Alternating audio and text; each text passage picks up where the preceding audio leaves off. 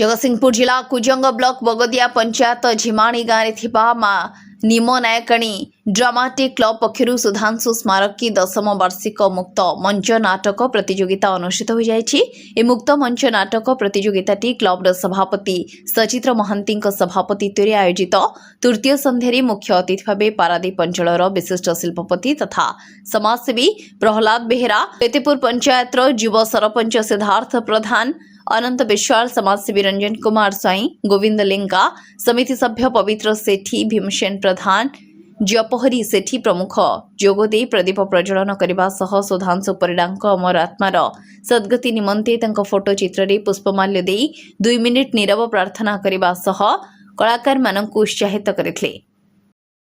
मात्र ही मुक्त मंच नाटक प्रतियोगिता ओडिया नववर्ष महाविषुव संक्रांति अनुष्ठित होता बेले तृतीय संध्यारे भुवनेश्वर ओम साई कला परिषद नाटक मंचस्थ करथिला कांदेना लुह सरीजीव।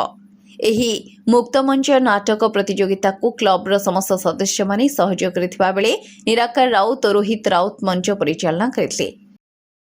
नमस्कार।